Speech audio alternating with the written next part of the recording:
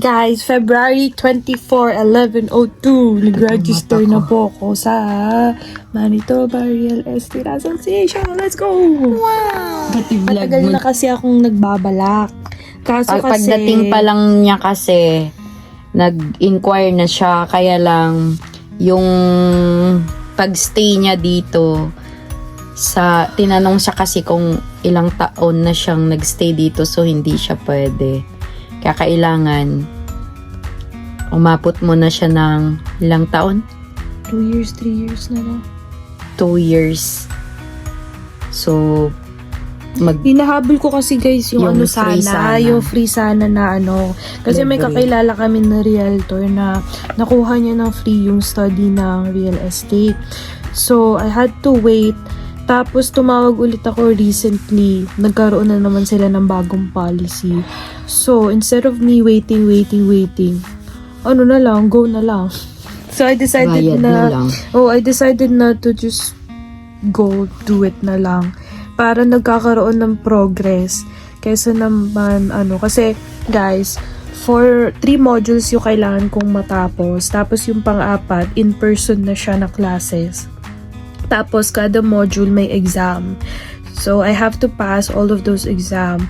And kailangan 70% 50 yung, mil pag 70% yung passing grade daw. Based sa rules nila. So, ngayon, kaka-register ko lang. Tingnan nyo, module 1 ba lang ako mabibili? Sa module 1 pa lang magkano na? Module 1, 1,525. $1,525. Ay, diba? So, sabi nga, kung hindi ka mag-invest, wala din. Kung hindi mo susubukan, hindi mo malalaman.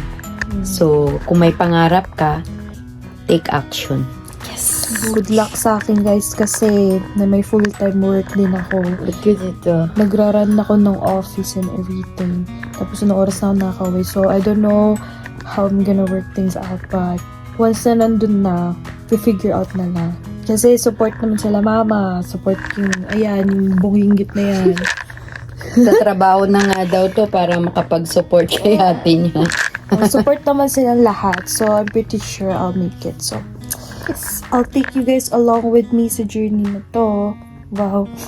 Bagong chapter ating bubuksan. Kaka-register ko pala, antayin natin ng ating pagbayad. Tapos, tatapusin natin ng module 1.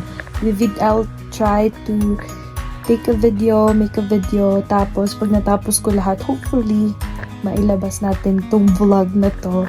And, supportan nyo din ako. So, may tiwala naman ako na kaya niya. Yes! Nakaya nga niya yung mas matindi pang pinagdaanan niya dyan, ito pa kaya. So, alam namin na ano man mangyari, kaya niya uling bumangon. Kasi, nandoon na siya galing eh. Rise and shine! Sa mahirap na siya nang galing, kaya alam namin na kung bumalik man siya doon sa kahirapan uli, alam namin na kaya niya. Yes. You wish me luck, guys. So, ang sabi sa akin, tatawagan daw, pinasa ko na yung registration form, tatawagan daw nila ako for the payment, tapos pipick upin natin yung module sa mismong office nila. So, module 1 muna, and we'll see how it goes. Bye! Bye, ma. Bye-bye. Ano masasabi mo? Binibidyuhan lang niya kami yung mga... What's up, guys? Di ko na kayo nadala doon sa real estate office. Pero nakuha ko na yung module 1 ko. Tanan! Oh my god. Di ko pa nakikita yung loob. So, samahan. Unboxing ko sa harap nyo.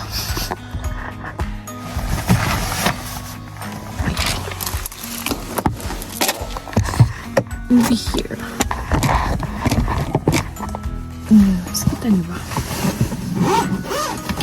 So, ito yung bag na binigay sa akin. Module 1 pa lang yung kinukuha ko. Grabe yung kapal. Sa harap, walang laman.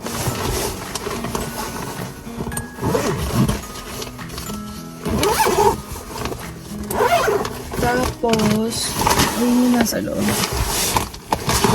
Ito yung nasa loob. Ito yung manual. Sabi sa akin, itong manual daw, hindi ko na kailangan basahin or aralin. Bali, nandito lang siya para if kailangan ko. Tapos, ito yung kailangan kong aralin. Ito yung kailangan kong aralin. Ito yung module 1. Yun ang module 1. Ang dami! Oh my God.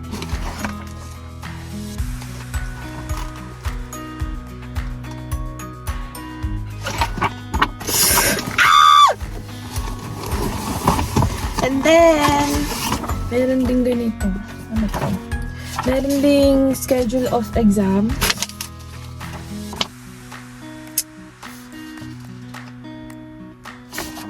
And then, student handbook.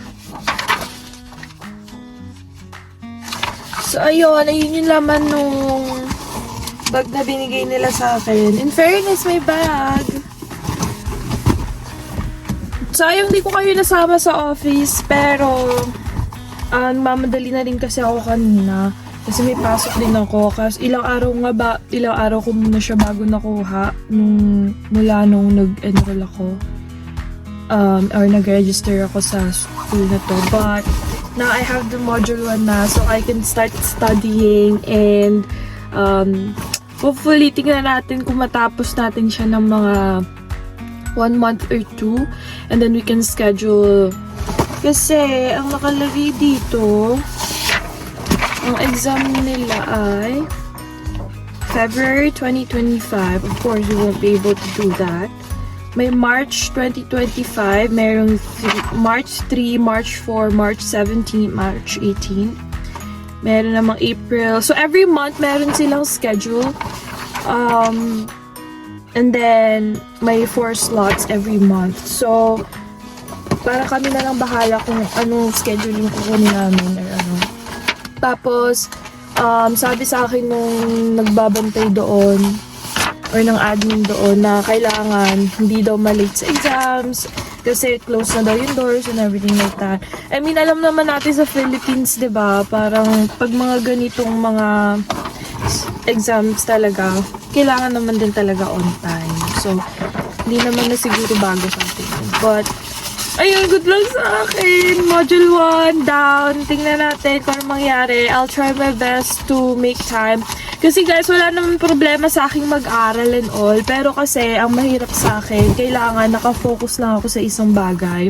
But since nag-work ako ngayon, I'm running an office, medyo challenging siya for me. Kasi, anong oras kaming pumapasok sa office, anong oras na rin kami nakakauwi. So, it's gonna be challenging for me to study after or before work. So, kailangan ko talaga i-squeeze in yung time. Kaya naman, pero kasi syempre, di ba, pag nag-aaral ka, kailangan yung utak mo fresh, yung utak mo very active. And then, maybe we'll start studying this weekend and we'll see how it goes. Thank you guys for coming with me. I'll bring you guys along with my journey. Module 1, let's go. Bye!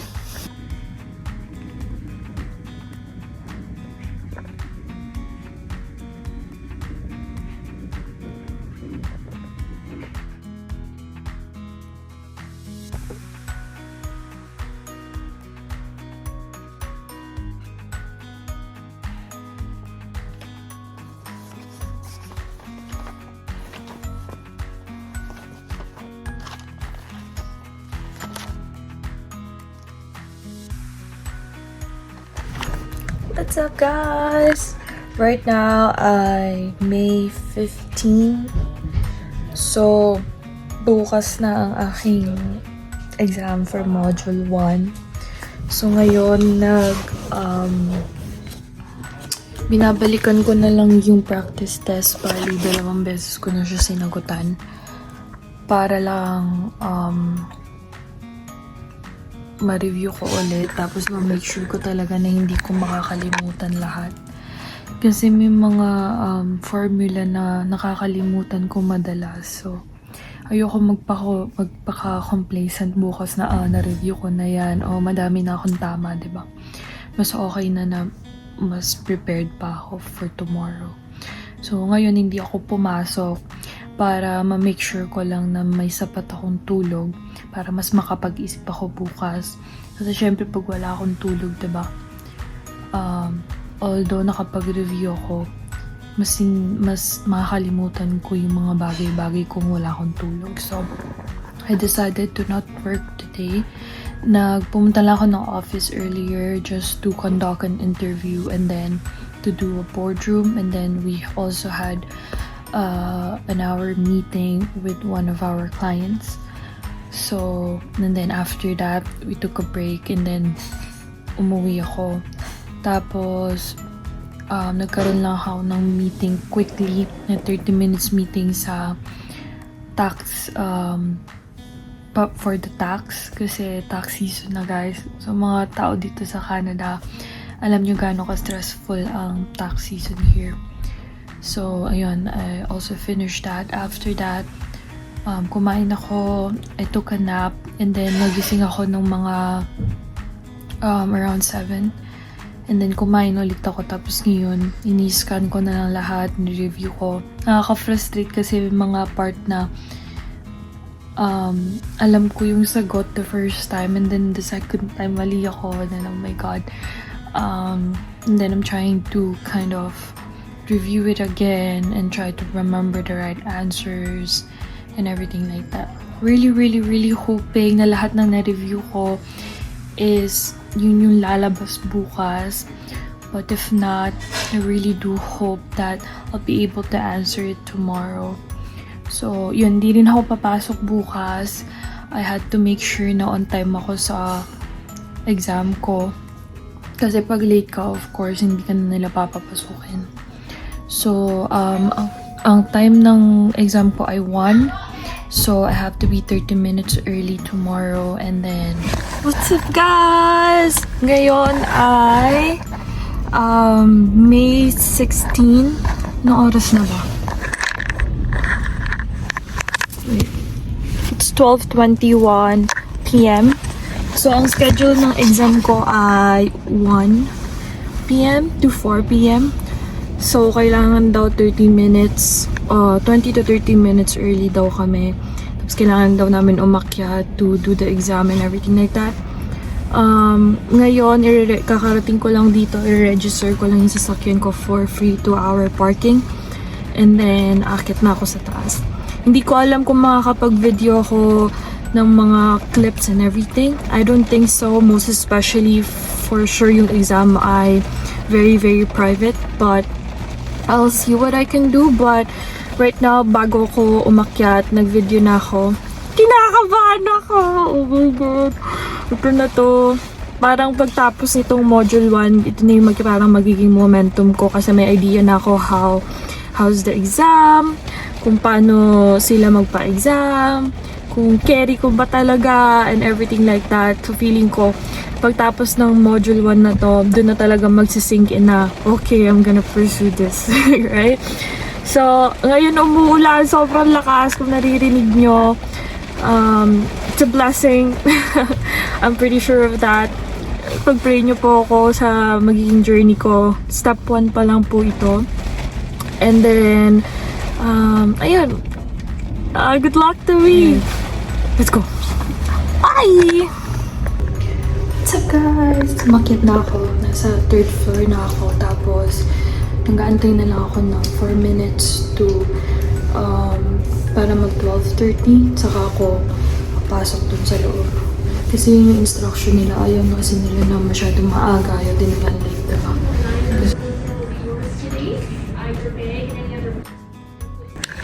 What's up guys? Nakakaloka. Nakalimutan ko na mag-video kanina nung pagtapos kong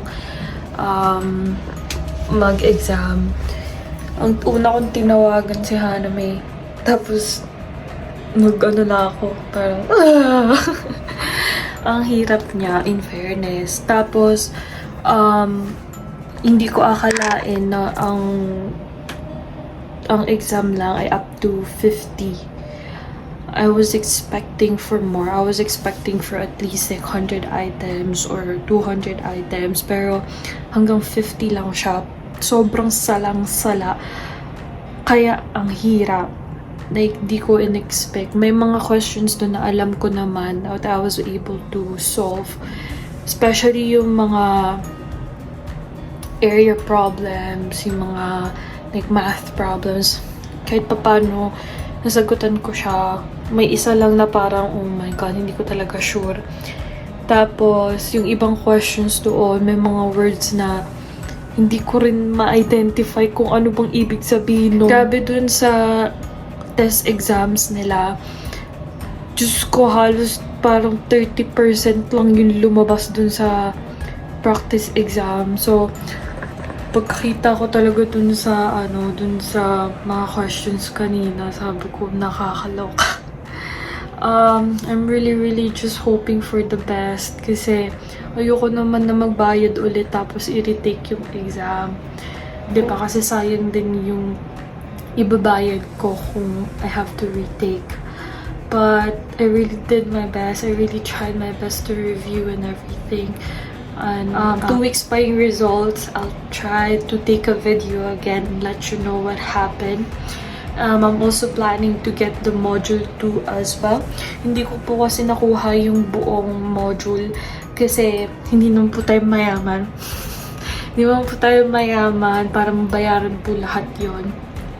But what I'm thinking is kunin na yung modules. So ang gagawin is parang unti-unti na lang kasi yung isang bultuhan. So ayan, at least tapos na yung una. Module 2 naman, being my goal is to finish everything before we go back to the Philippines. Not like until Module 4. Module 4 is in-person classes. So at least, I really do hope that I'll be able to finish at least the module up until Module 3 before we go back home.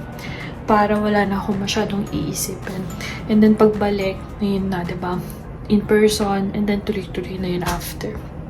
So, I know, mas magiging mahirap yung mga next modules. Most especially po, I'm doing a full-time work. I'm running a business, so, to be honest, I don't know how I'll be able to handle everything, but, of course, with the help of God, I know I'll be able to, and with the help of the people around me as well, I know I'll be able to, so, hoping for the best. Thank you again so much po for being with me throughout my journey. Step 1 pa lang po tayo. We'll go to the step 2 and I'll try to do my best to take a video and bring me with you. Bring you guys with me. Lang. Bye.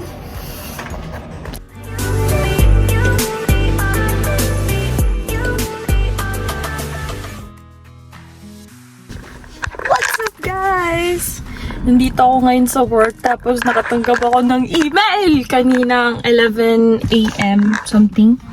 Tapos ngayon ko lang sinadala ng 11 AM, ngayon ko lang napansin.